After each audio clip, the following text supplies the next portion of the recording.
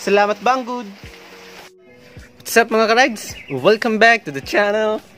So video natin ngayon ay ito, isang unboxing and review. So pinadalan tayo ng ating bagong kaibigan, ayan, Banggood. So itong video na to, i-unbox natin yan, i-review natin yan. So bali, ito sponsored vlog siya pero ang gagawin natin, honest review and unboxing. Okay, so start na natin yan. 3, 2, 1!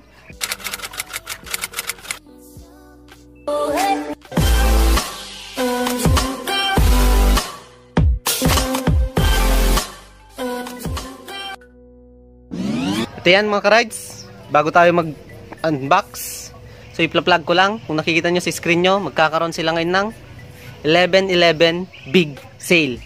So simula pa lang ngayon mga ka-rides, kailangan nyo nang mag-add to cart, kasi lahat ng mga items na hinahanap nyo, meron na rin sa ating partner, Banggood. Okay? So, alam ko maraming nag-aalala dyan, kasi nga overseas siya. So ako nang nagsasabi, once na dumating sa inyo yung items nyo, sterilized na siya or disinfected na. At ito pa, kung galing man siya ng China, yan, mas infected pa ang Philippines kaysa sa China. Okay mga ka-rides, so unbox na natin. Bali itong items na to, dalawa kasi yung pinadala sa atin. Ayan, replenisher at saka spark plug tester. So, ayan, fresh from the box. So, magkakaroon talaga tayo ng unboxing review kasi hindi ko rin alam kung anong function nung pinadala sa atin.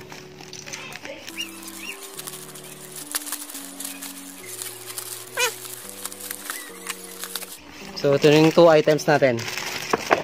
Oh shit, nahulog. Log. So, meron tayong spark plug tester. At syempre, yung bida nating, ayan, meron tayong 7-stage smart battery charger. So, the brand is, so wala tayong makitang brand. Pero nakalagay sa, ayan, description box natin, ang brand nito is Faxor. Okay, so ayan, unbox na natin siya. Bale ito, wala akong ka-idea kung paano gamitin to. Kaya magkakaroon tayo ng honest review and unboxing. Then kung sa mga nagtatanong, ayan, kung magkano yung presyo niya. So ito yung, ayan, from the box, malaki siya. So ito yung daliri natin. Kamay. Ayan, malaki siya. Malapad. Then maganda, hindi ganong mabigat, hindi ganong magaan. Yung sakto lang. Siyempre, meron pa isa. Yung ating, ayan, multifunction charger manual. So ito, ayan, applicable siya 12 to 24 volts. So ito yung user manual niya. Then dito muna tayo. Ayan, Faxor nga. So meron siyang lithium, lead, LiPo, and repair. So kaya niyang charge yung tatlong klaseng battery. Lithium, lead, LiPo, for siyempre kung sira yung battery natin, yan, kaya niya daw i-repair. So ito try natin kung talagang gumagana or maganda tong battery charger na to. Okay, so bali hindi ko talaga siya alam gawin and gamitin. Kaya ang gagawin natin, trial and error. Siyempre konting bukas sa ating manual. So ito siya. Ayan, lithium, lead, LiPo. So sa lithium, ito yung kadalasan sa mga battery ng cellphone to lithium. Then lead yan. So yung mga acid yun, nilalagyan ng battery solution. LiPo, hindi pa ako nakakita ng LiPo na battery. Then itong repair ang nakalagay, repair mode 16 hours. An advanced battery recovery mode from repairing and storing old, idle, damaged, stratified or sulfated not all batteries can recovered. So yun yung reminder dito, not all batteries can recovered. Only can use motorcycle and cars battery. So yung mga ganito, yung mga battery natin na 4 na yan, papakita ko sa inyo kung talagang kaya niyang i-repair at syempre kung gaano kabilis yung charging time natin.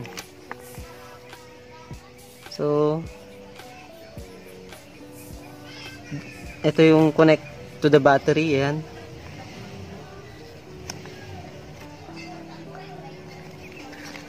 Madali na lang siguro sundin to. So ito siya. Yung description nung ayan. So pwede natin siyang charge ng 100 to 240 volts. So yan, applicable 50 to 60 Hz. So applicable sa Pilipinas yan.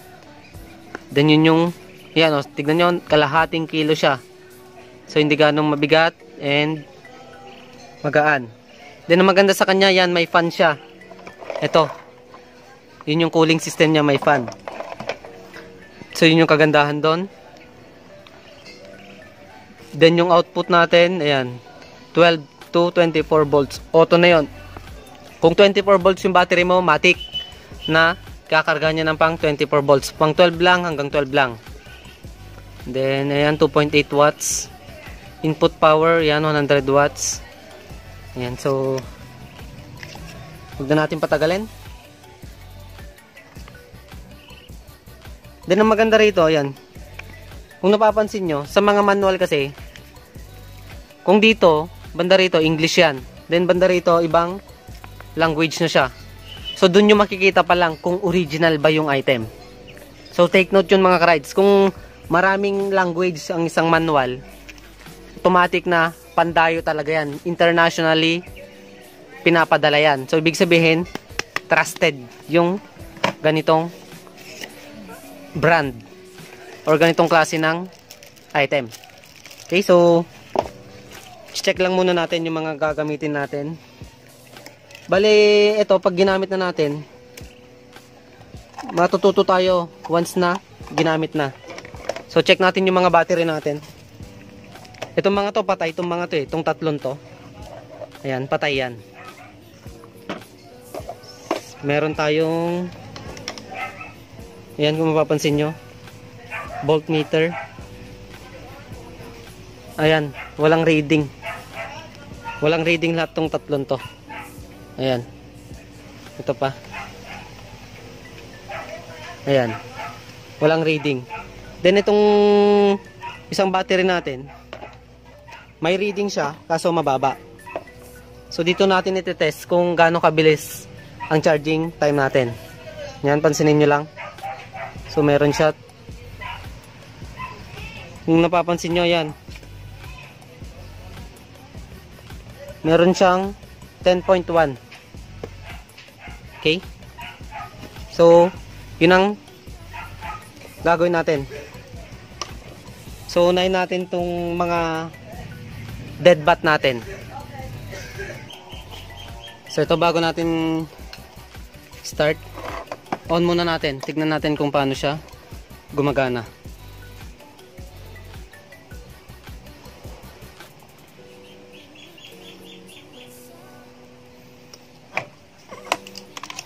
Bali, wala naman siyang on and off.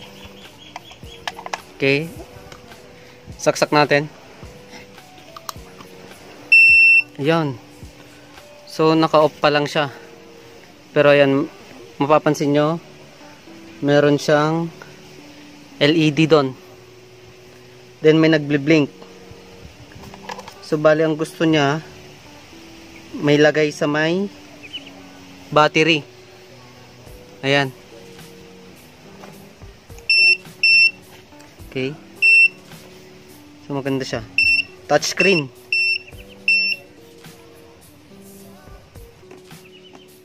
Ayan, kung mapapansin nyo, pag pinipindot natin yung mode, lilipat siya. Ayan, nasa LiPo na siya. Nasa repair. Nasa lithium. Ayan. Nasa LED. Ayan. Okay, so wala ngang reading to. or 0 volt na siya, gagawin natin, lalagay natin sa repair. Ayan. Okay. So, naka-repair niya. Then, orasan natin siya. Connect natin. So, paano ba? Para makita nyo.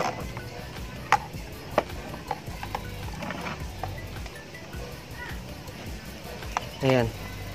Connect na natin sa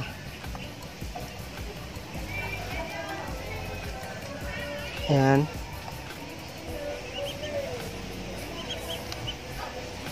Hindi natin alam kung ayun.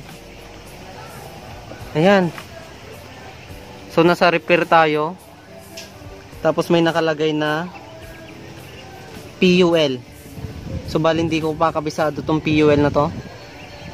But, subukan natin. Ayan. Then, once na nag-on, mapapansin nyo, gumagana kaagad yung pan. Once na nakasaksak kaagad. Yun yung maganda sa kanya. Okay, so ayan, mapapansin nyo.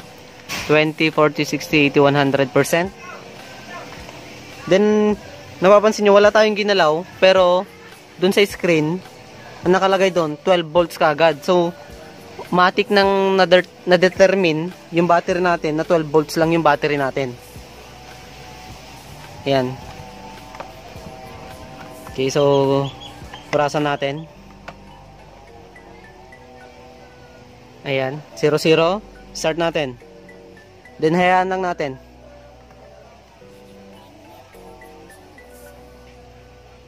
Okay.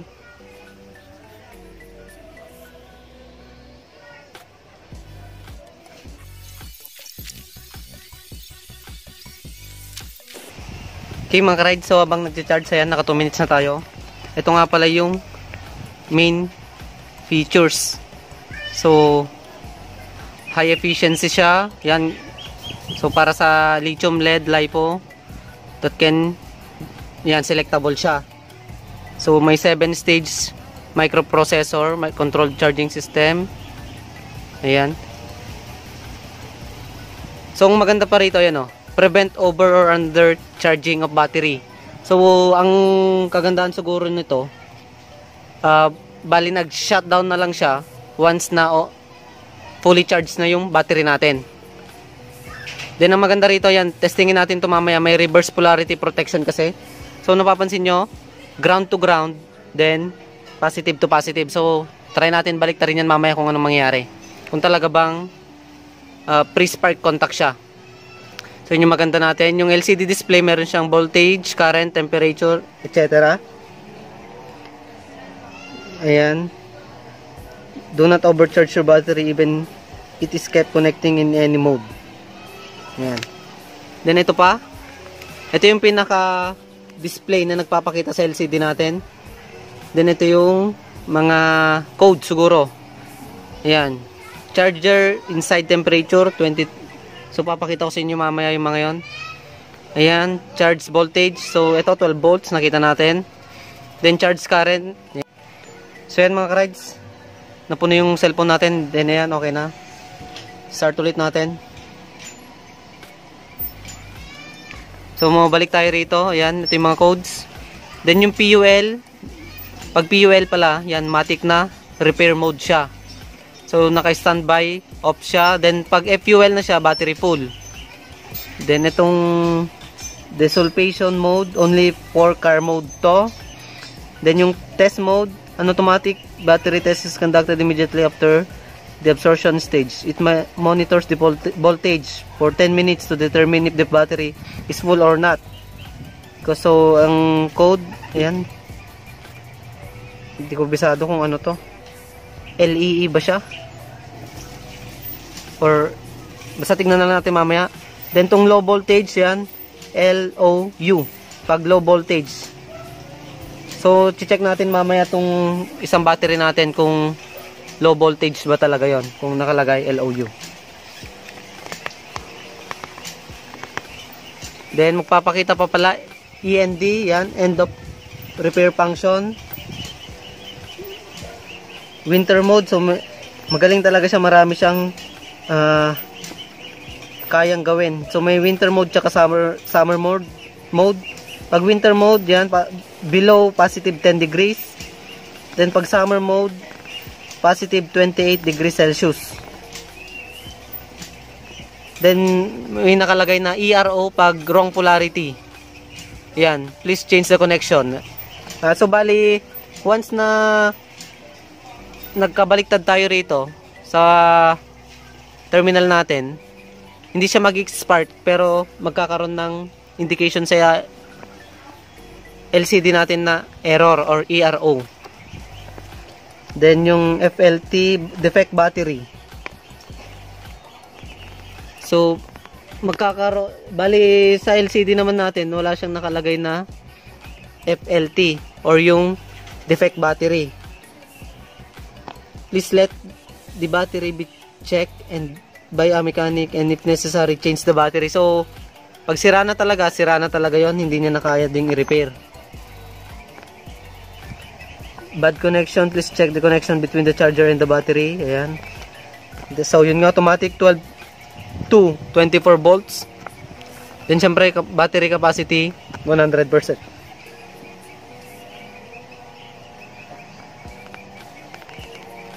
So yun lang naman mga ka-rides. Hintayin lang natin. Meron tayong 7 minutes.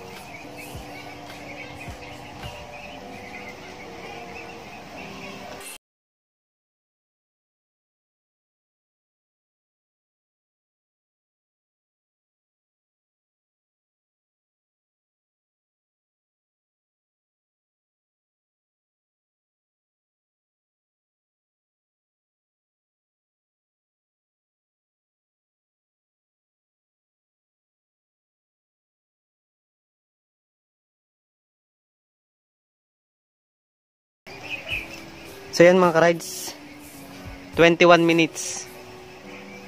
So try kong tanggalin, then check natin kung ano na nga bang nangyari.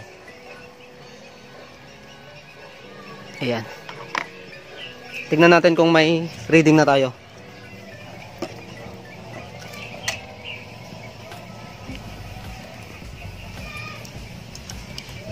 Pag nagkaroon ng reading to, ibig sabihin maganda talaga. Yun. Uy, meron ka agad oh. Isa pa.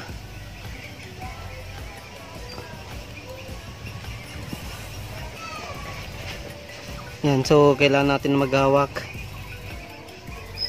Yan, lapit natin sa screen. So napapansin nyo, meron ka agad 12.2 volts. Kagaling.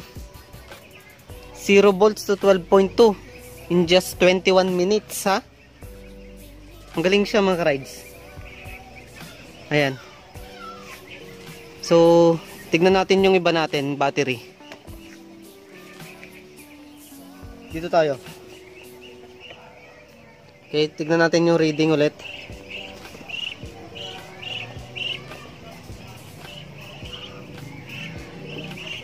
$12.0 na to. 12.1. So ito hindi na natin cha-charge to. Sabi kasi nung may-ari, low-bat siya. Pero mataas yung 12.1. Dito ulit tayo. So ito. Ayan, kung mapapansin nyo, wala siya oh. Pakita natin yan oh, wala. Oh, wala siya. So pag walang reading ang bolt natin, ang battery natin, ilagay natin sa repair. So yun yung gagawin natin dito. So ito yung battery natin. Ayan, 12 volts, 4 ampere per hour. Then ito, ang gagawin natin, pagbalik rin natin. Okay. So itong negative natin, ayan, sasalpakan natin ng positive. Then, ayun, wala siyang spark oh. Ayan. Yun. Error. Tutunog siya. Yun yung maganda rito. Okay? So magaling yung precaution nitong charger natin. No, ayan. Bumalik sa standby na off ulit. Tapos may nagbe-blink doon. Okay? So bale ito sealed. Yan. Sealed na lead acid battery. So ilalagay natin sa option na LED. Try natin kung pwedeng i-charge ng LED. Yan. Okay. Yan LED. Yan yung ilaw na blue. LED. Tapos ganyan yung tsura ng LCD natin. Plug ulit natin.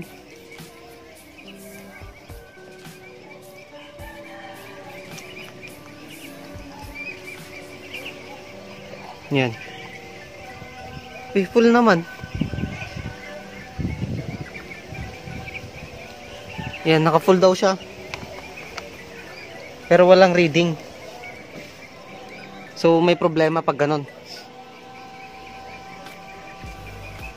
Ayan, paano naging full yan? Walang reading. So, ang gagawin natin, hindi siya pwede sa LED. Punta natin sa ayan, yung maganda siya sa kanyo, pag nakakonect yung terminal niya, hindi magpa-function yung touchscreen natin. Tanggalin natin. Ayan. Lagay natin sa repair. Okay, try muna natin dito sa LiPo pala. Kasi nakalagay naman doon, LiPo, pang motorcycle. Try natin.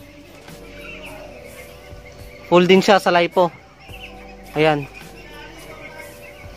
Okay. Wala pa rin. Tanggalin ulit natin. Yan. Ito meron na to sa repair. Okay, tignan nyo. Ayun. So, ibig sabihin, PUL, under repair siya.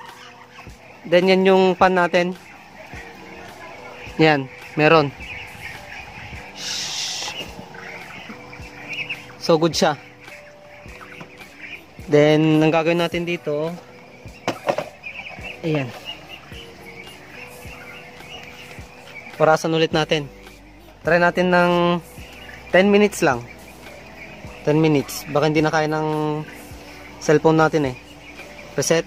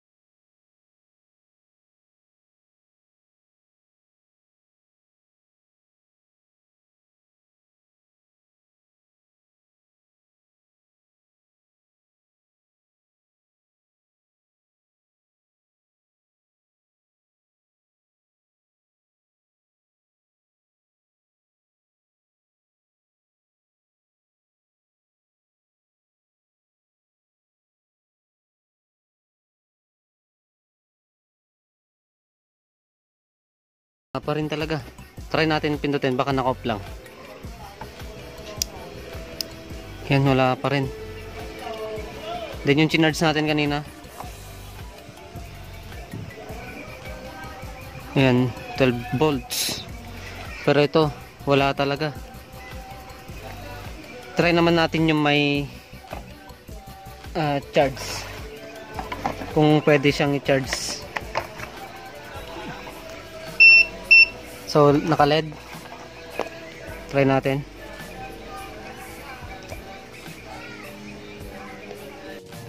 Ayan, kung mapapansin nyo, naka-DS siya.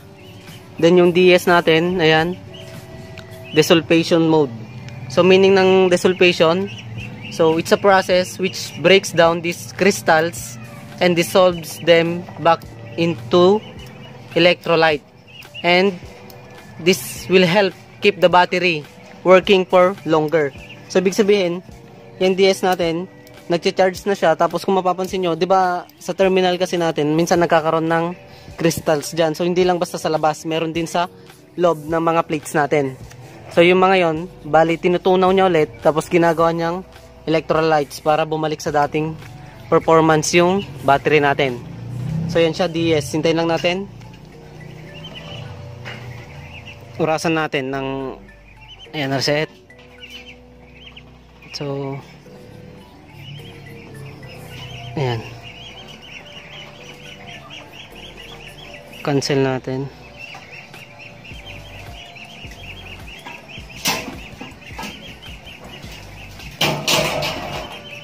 Ayan, tapos activate.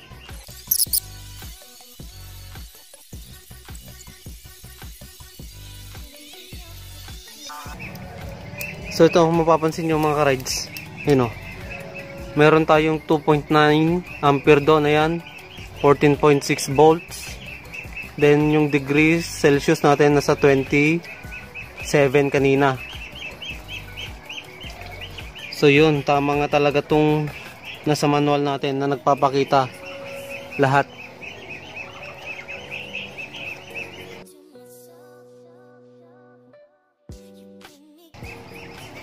So yan mga ka-rides, meron na tayong 6 minutes and 22 seconds. Stop na natin. Stop na rin natin to. Check natin.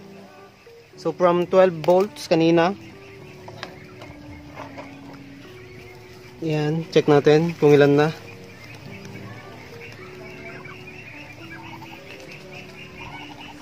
Ayun. So mabilis talaga mag-charge. From 6 minutes na charging natin, 12 volts to 12.8. So yung not bad. Mabilis na yun mga ka-rides. Ayan. Oh, 12.8. So effective talaga tong Paxor natin. Then dun sa tagal niya, ayan, halos sabihin mo na lang 1 hour tayo nag-charge. Wala akong nakaramdamang pagkainit to. Maganda tong brand na to. Then itong battery natin, itong dalawa na to, yan, hindi na natin papakita sa video. Then ito nakita nyo naman, mahirap i-charge. Pero try natin charge ulit. Yan. Beltaan ko kayo bukas kung anong magiging resulta nito. Charge ko siya. Kung talagang kaya pa i-restore to. Then itong isa naman, try din natin. Pero ito kasi, no, yan, na-deform na siya. Pero subukan pa rin natin. Ayan. So mga ka-rides, i-review na natin to. Ayan. Itong cable, good. Ayan. Then ito maganda rito, makapal siya. Maganda yung built-in quality niya. Ayan, no. September 2020. So latest. So sa mga gusto magkaroon nito, ayan, ang sabihin nyo lang, salamat Banggud. Ayan. So magkakaroon din kayo ng mga ganito. Then syempre, baka sabihin nyo kung ipaparapol ba natin to. Ayan. Pag-iisipan natin pag 50,000 subscribers na tayo kung ipaparapol natin to. So pabutin nyo muna doon sa 50,000 subscribers. Malay nyo, magbago yung isip natin, iparapol na natin to. Okay mga ka-rides, so bukas update ko kayo dito. Siyempre, kung gusto nyo bumili ng ganito, yan, ilalagay ko na rin sa description box natin yung link. At ang maganda doon, supported siya ng COD. So mga ka-rides, wala kayong problema sa Banggood. Magandang shopping app yan, international or overseas, and branded talaga yung mga benta dyan. Hindi kayo magsisisi pag bumili kayo ng mga items sa Banggood. So mga ka-rides, bukas update ko kayo sa battery at dadako na tayo sa mga shoutouts. So yan mga ka-rides, papakita ko na sa inyo yung naging resulta ng ating unboxing at review. Then pagpasensyahan nyo na kasi yan nga bumabagyo kaya rinig na rinig yung ambon or ulan. Then bali ito, itong dalawang battery na to, ito yung na-charge natin. Gumana siya. Na-repair niya yung dead bat natin na battery. Pero itong dalawang to, hindi na siya gumana talaga. Kasi kinarge natin siya ng isang oras, nag-reading siya ng 6 volts. Then, kinarge pa ulit natin ng isang oras, ayan, wala na talaga, hindi na nagbago. So ito papakita ko sa inyo, ayan.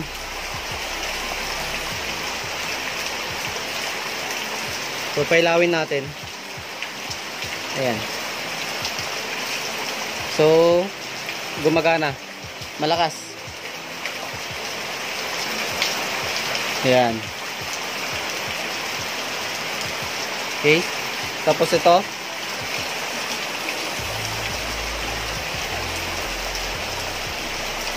Ganon din. Ayan. Then itong dalawa, kung mapapansin nyo, wala siya. Hindi niya kaya. Dead bat na talaga tong mga to. Ayan, wala na. Baling nagyari dyan, baka na short circuit na sa loob nung mga plates natin. Kaya hindi na talaga may charge. Okay mga ride, so ayan, nakita nyo na yung resulta. Then, kung ako tatanungin, ang grade ko sa ating Paxor na battery charger is magbibigay ako ng 9 out of 10. Kasi to, kung compare dun sa mga luma or yung dating pinang-charge natin, yung mabigat na may malaking transformer na ganon, matagal yon, matagal mag-charge, tsaka hindi siya safe. Ito kasi safe siya, maski iwan mo siya, ayan, may blower, kompleto lahat. Then, ang maganda pa rito, ayan, 2020. Talagang latest model itong binigay sa atin. So mga ka-rides, sana nagustuhan nyo yung review natin. So yan, huwag nyo kakalimutan, malapit na ang 11/11, magkakaroon ng big sale ang Banggood. So check this out mga ka-rides. So yan, dako na tayo sa mga shoutouts. Unahin na natin Sir Jeffrey Guilleno ng Taguig City, kay Sir Melben Lachica ng Canada or Lakika. Ayan, kay Sir Dutch Boy Shela, kay Sir Tatsuki Lantayaw, kay Sir Super Bravo, kay Sir King Sipalon, kay Sir RJ Bulaon, syempre kay Ma'am EJ Anulin. Ayan, so shoutout sa'yo mahal. At last syempre kay Sir Shibu Abrahan na taga ibang bansa. So hindi niya daw naintindihan yung language natin, pero na-appreciate niya yung video natin. So hanggang dito lang tayo. Kita-kits sa susunod na vlog. Salamat Banggood. I'm out. Peace.